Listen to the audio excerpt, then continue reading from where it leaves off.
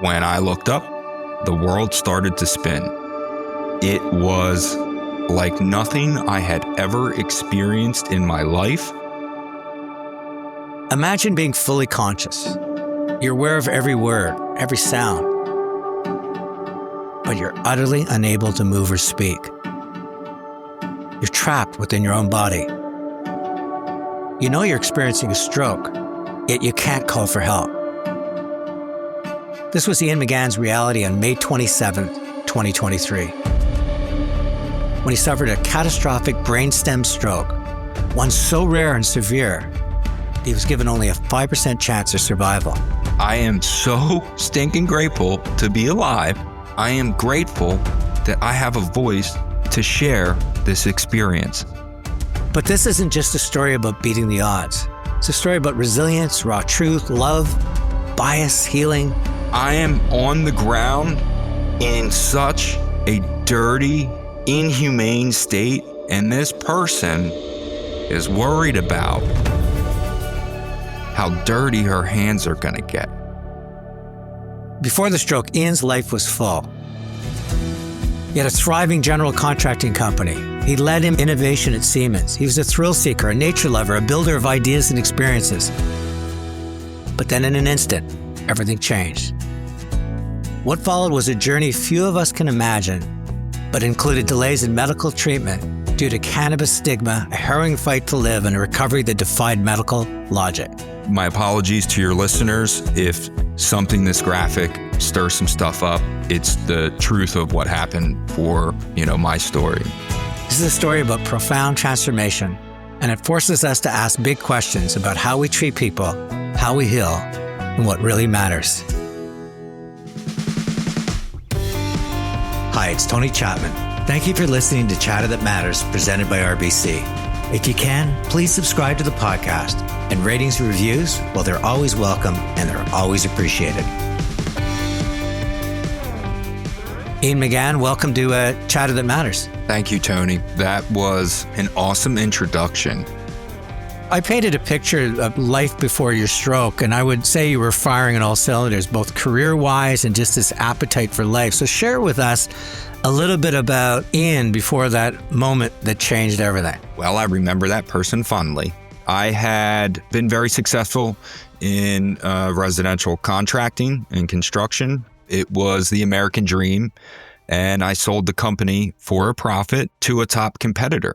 And I went to work in commercial construction, doing pre-construction for hospitals, labs, clean rooms. How was the change from being your own boss and an entrepreneur to now clearly having influence because you're bringing experience to the job, but authority has been given to someone else? It was something that needed to happen at the time. Things got wacky after COVID. It was just another iteration of construction for me. I am super type A. I go after what I want. I work really, really hard for it. I don't take no as an option, and failure is it's not an option, even though it happens sometimes. And, the outdoor activities, snowboarding, sailing, fly fishing. In an article I read that you were in, you talked about how it helped shape your worldviews. It made you realize that the planet was precious. Interested in the sort of the philosophical observations you had with some of these thrill-seeking sports. Post-stroke, the first iteration of Ian, avid fly fisherman. I've hit some of the top places in the continental U.S. and some tropical locations. Snowboarding, Jackson Hole, Vermont, Colorado, just a go-getter. So any of my spare time revolved around nature, also trying to get endorphins going and in adrenaline. And with all of those experiences, I had a lot of chances to become very present, silent, if you will, and observe the way reality operates on its own, the way fish move, the way birds fly, the way predator and prey have this creation and surrender cycle, and how things are connected. I developed a really deep understanding and love for Mother Nature before the stroke. And I'm fortunate about that because I brought that into my recovery. Take me to May 27th, 2023, where I tried to set up what it must be like to be you inside the body, but just let us sort of step inside your mind as this is unfolding. It was an awesome day.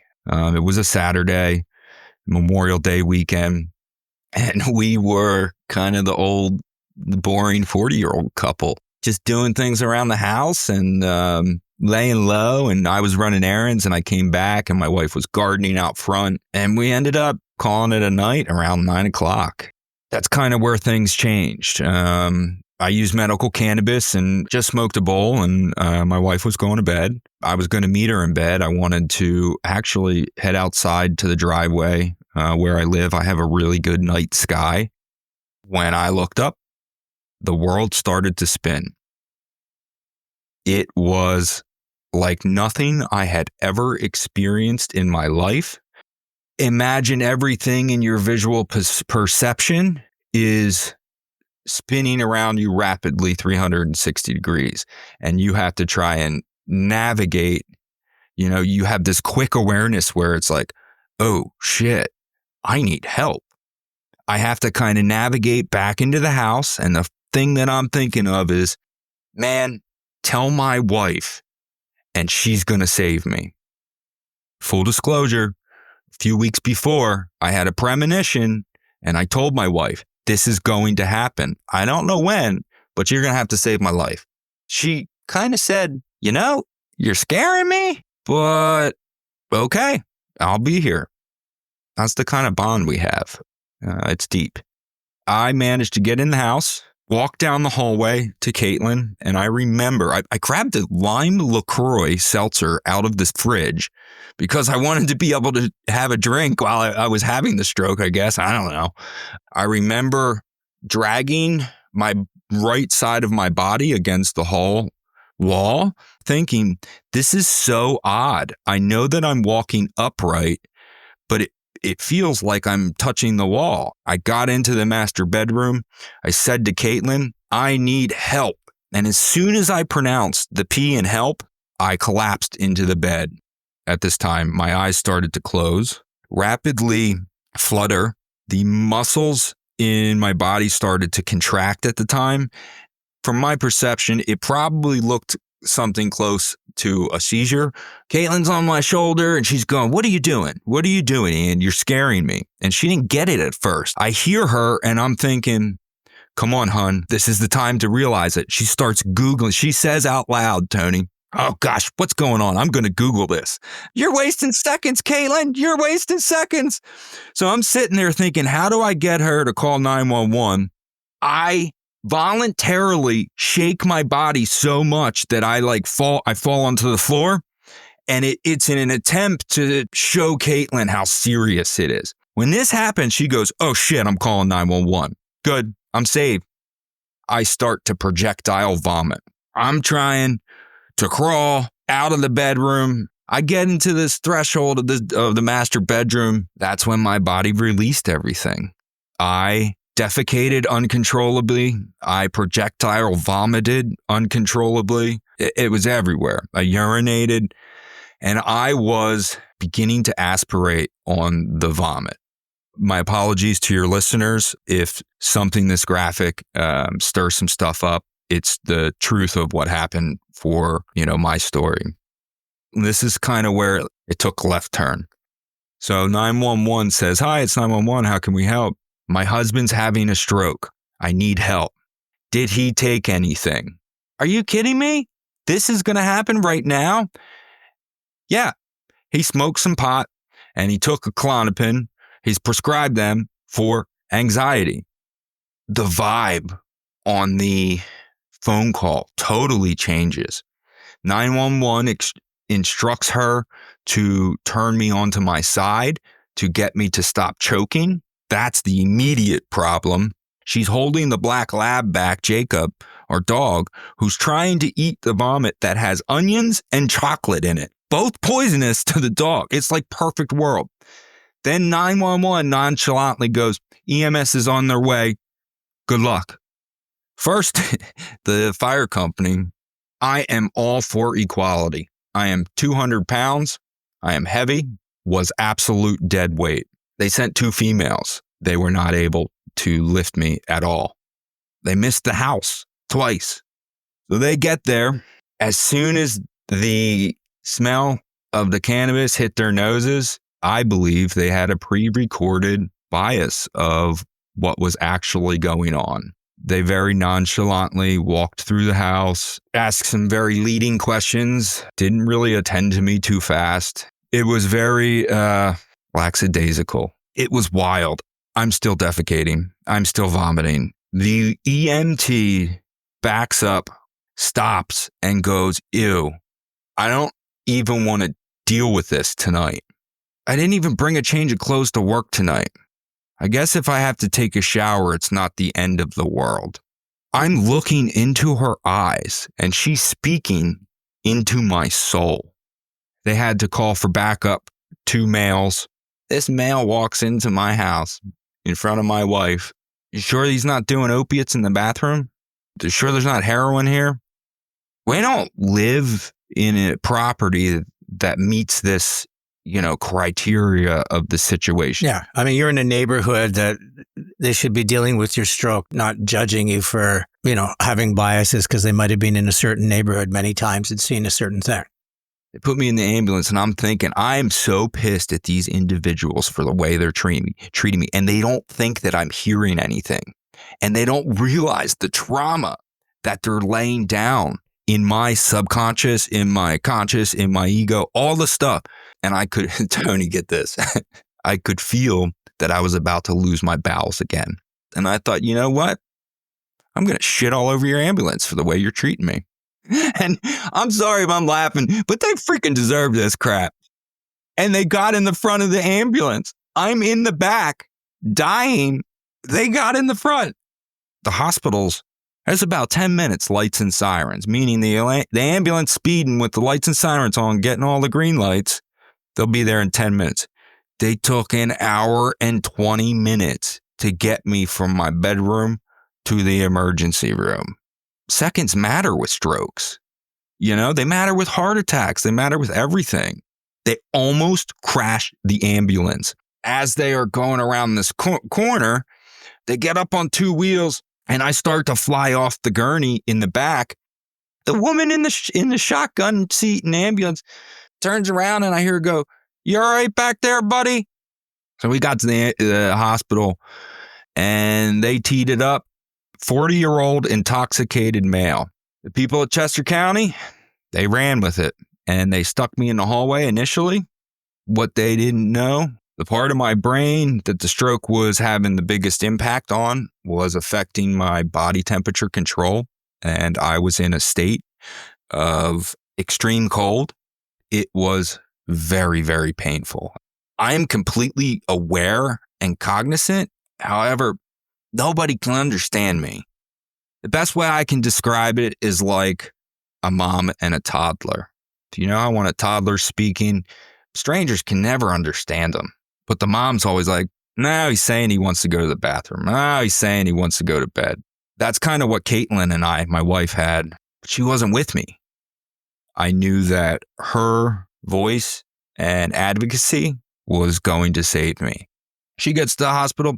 They wouldn't let her back, Tony, because we have different last names. We made an agreement that she could keep it when we got married. The irony of this is because they didn't let her in, she went to sit in the waiting room and she sat down next to a waiting room table and there are pamphlets and it says stroke, ? Act fast. Time is of the essence. And she's like, is this a sick joke? She was able to gain access and she came back. She said it was a very gnarly scene. She ran to the nurse's station. Are you going to treat him for the stroke that he's having? We are treating him very, very arrogantly. And she asked if they were going to clean him up. They went and got a stack of towels. If you would like him cleaned up, you can do it yourself. She came back to the room with the towels, attempting to restore some humility. Let's say that. Caitlin's getting to the point where it's just not even working. I think we're like 2 hours and 20 minutes or 3 hours into it. And she calls my sister, who's a physician, guides Caitlin to put her on the speakerphone and walk up to the nurse's station and starts very firmly saying, you guys are completely effing this up. My brother's having a stroke and you're treating him like an animal. The blood alcohol came back and it was 0-0. The doctor said, we still think it's probably the cannabis. Wow, really? They were 100% sticking with the intoxication. I didn't know this, Tony. I didn't know this, but it is super simple to check for a stroke. There's an acronym: be fast, balance, eyesight, facial drooping, your arm, speech, time to call 911. Some of those simple things can detect a stroke literally right away. None of this stuff was done for me. That was the point over the next 30 minutes where the backup person who was supposed to review the imaging came back around and said there may be something in the scan. They started to change their tune. You felt everybody's asshole pucker, like, uh-oh. And there started to become this real urgency. So they decided to fly the helicopter from the city to Chester County to pick me up. They did a transfer of care. It was completely different. They saw me as an injured human. You must have felt so different. I'm telling you, it touched my heart. I was holding onto this cliff and my fingers were slipping with each milestone. And then I got someone who was like, we got you. So what happens when you get to UPenn? The doors fly open, rolling me in from the helipad, and it's that aha moment. I'm going from dark into light, 8 to 10 doctors putting monitoring stuff on me, and there's this doctor turns to me in the elevator, and he says, Ian, we're going to do a procedure, and we consider it life-saving, okay? And I managed to get out, yes. I woke up to a new reality. You weren't through the woods. I mean, what I understand, you were given a 5% chance of survival. Was that the operation or after the operation? We were trying to put some context around the type of stroke that I had. The survival rating is like 85 to 95%, something like that. And the 5 to 10% that are left are in a vegetative state or severely limited. I want that to land. The magnitude of surviving with that type of treatment, and then C, surviving with that type of treatment and only half of my body was affected. That's still pretty good in my eyes. When we return, Ian and I focus on his recovery and how losing something he thought was a true strength, well, it unearthed an even more powerful tool in his recovery. Hi, this is Tony Chapman. I want to talk to you about what RBC Wealth Management is doing to support healthy aging. Old age is becoming old news. We're living longer, and planning for our future means we need to integrate health, wellness, and our financial matters. RBC Wealth Management is partnering with leading experts and organizations like the MIT Age Lab, the National Institute on Aging, the Women's Brain Health Initiative, Elder Caring, and the Women's Age Lab. Why? To provide you with comprehensive resources covering every aspect of you aging well.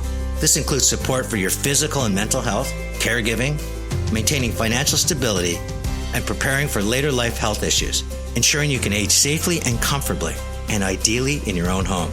With RBC Wealth Management, you create a personalized plan that adapts as your needs change, giving you peace of mind and security.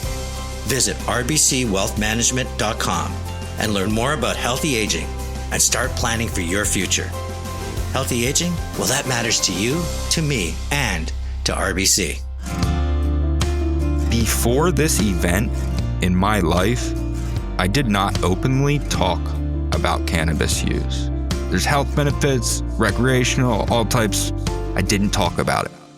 Doctors are now prescribing on the front end for certain things. They're collecting tax money, all types of stuff. And on the back end, when the shit hits the fan, we're judging the same individuals for it. It doesn't make sense. Joining me today is Ian McGann, a stroke survivor who learns more about life through his recovery than maybe the life he once took for granted. You defied all odds. I mean, it's not that it's ever going to be fully recovered, but, you talk about physical, occupational, speech. What was the next 30 days? And was there, as optimistic as you are and saying, well, I still had half my body working, there had to be times where you're going, I didn't deserve this. This is a gauntlet nobody wants to run. I did everything. I said yes to every way possible to recover. And I said yes with 150% go get it attitude. Thank you to my wife. Thank you to my family. Thank you to the community and my friends. I had an amazing support system. I didn't do this alone. I was able to focus on the job at hand, and that's recovery. I was lucky enough to get a bed at a facility called Bryn Mawr Rehab Hospital. I was committed to walking out of that place on my own accord. On May 28th, I could not move the entire right side. There wasn't even a flicker of the muscle twitching when I would send the signal from my brain. 7 to 10 days later, I'm telling the staff that I'm going to walk out of this place on June 23rd. They're looking at me like, nah, you had a massive stroke. That's not going to happen. And I'm like, no, doctors, you don't know who I am. I laid it down, Tony. I had them stand me up, take me to the wheelchair into the bathroom. I would stand in front of that mirror, look at myself straight in the eyes, literally hack my subconscious and tell myself, this is how it's going to be. The best part, Tony, I recorded the whole thing on my phone. I want to do a movie one day because the story is just wild. They put me in this RoboCop suit that's like specifically measured for your height, your weight, the length of your leg, the length of your calf, the length of your thigh. And it literally assists you in walking to the anatomically correct step so that your body and your muscles can remember what it's like. Bryn Mawr was so special. They have adopted Reiki, the healing energy. And I would get that as much as they offered it. And I'm telling you, that stuff works. They had a greenhouse, Tony. They would wheel me into this greenhouse and I could feel the healing energy that I was receiving from the plants. I began to walk again on my own accord with a nasty limp. They tried to give me crutches and me, oh man, I'm type A. If I'm telling you I'm going to do something without assistance, I'm going to do it. I had this very intuitive connection. I knew that if I put shoes on and did the rehabilitation with shoes, it would take longer for my body to remember how to use the specific muscles. I can't explain it. I just freaking knew it. So I said, I'm not doing any of this rehab with shoes on. That's not the way it works around here. And I'm like, nope, bare feet. How do babies learn to walk? And they're like, what? I'm like, how do babies learn to walk? I said, they do it barefoot. That's how I'm going to do it in 2.0.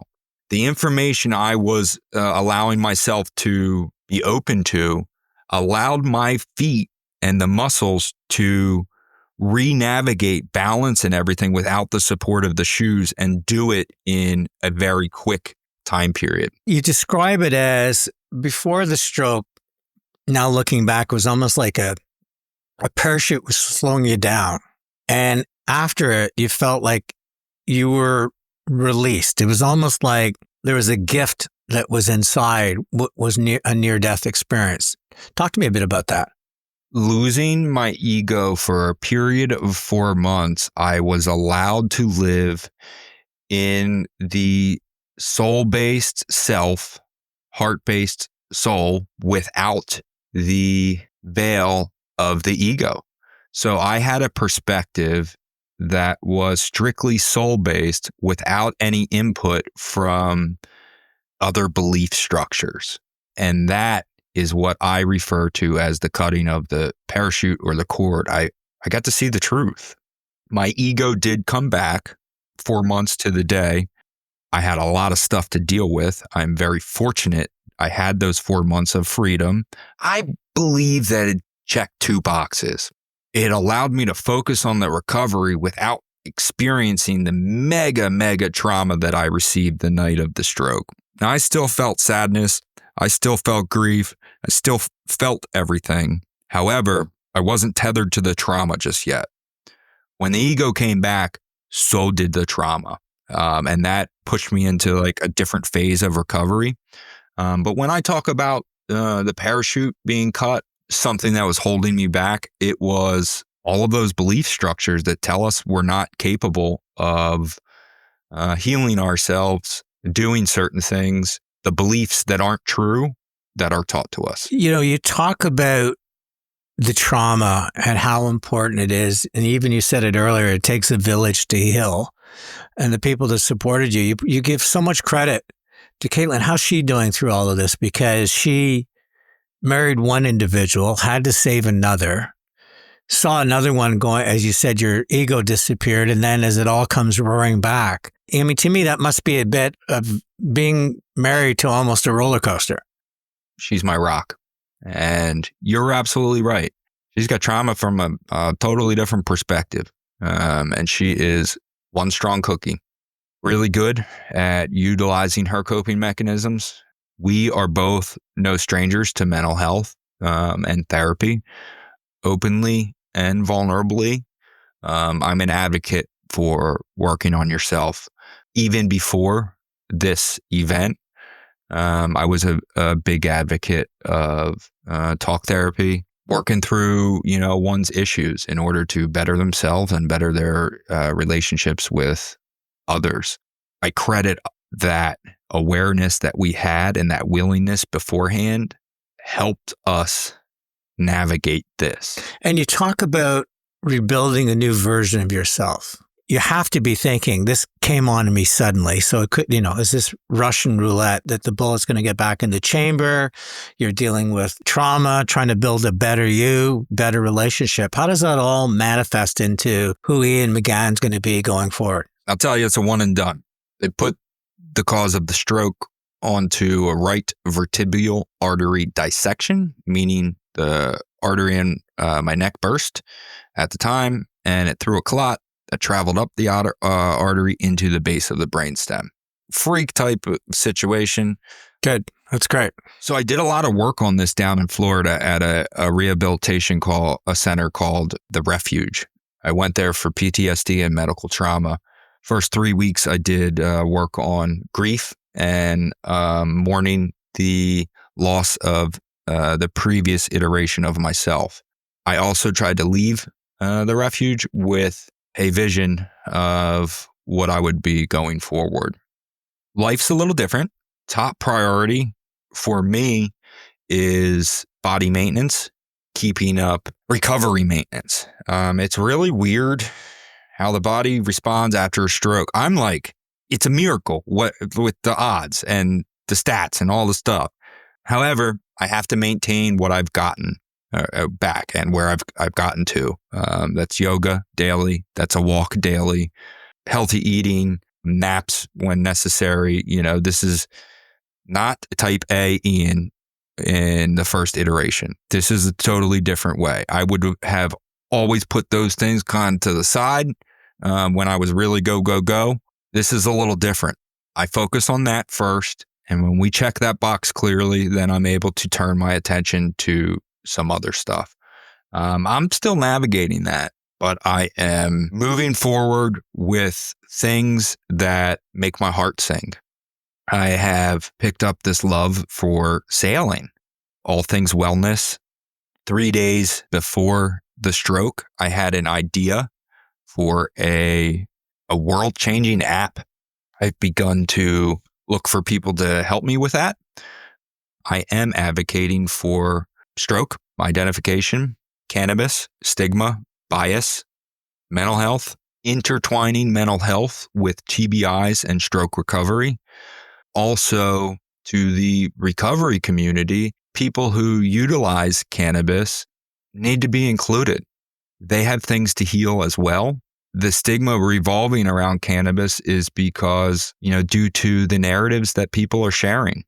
There are people who use it responsibly, and they need to take care of trauma from, combat. They need to take care of trauma from sexual assault. They need to take care of religious trauma. They need to, heal some PTSD. And I want them to be allowed into the community where recovery takes place. Ian, I always end my show with my 3 takeaways. And I think there's one word that came alive in so many different ways, and it was the word observe. And it was even before the stroke, when you talked about the things you love to do outdoors, you also said, and it taught me to observe Mother Nature. How fish moved, how birds flew, how predator and prey connected. And I thought that was really interesting, because I think a lot of times we go through life chasing our passions, but we don't stop and look around and see the world that's unfolding with it. The second one is how you're open to alternative medicines, and you credit that with the fact that for 4 months, your ego was put in check, but how open you were to it, how willing you were to accept that, the beauty of Mother Nature and plants could actually be part of the healing process. And I think for all of us, because we tend to dismiss things, it's just great advice. And then the final thing is your willingness to continue to change and find a way forward. What, began in the hospital saying, I will walk out of there, and looking in the mirror, and even to today, and then deciding that part of that journey is to carry a torch to remove some of the stigma around cannabis, to bring mental health as part of the practice of healing, to be an advocate for stroke victims. I think it's just a testament for, you might be this old soul that's been put on a planet, and we won't know for years, but there might be a reason that you had that stroke, not only in terms of becoming a better you that you've talked about, but maybe doing your part to make this a better planet. So I really appreciate you joining me on Chatter That Matters. And I'd love to have Caitlin join me on the show, because I think it's important that we also talk from the person that has to deal with almost losing somebody they love to the price they pay to try to reclaim that love. I think would be a very interesting show as well. You nailed it. I got a torch to carry. I am creating positive global change in 2.0. Once again, a special thanks to RBC for supporting Chatter That Matters. It's Tony Chapman. Thanks for listening, and let's chat soon.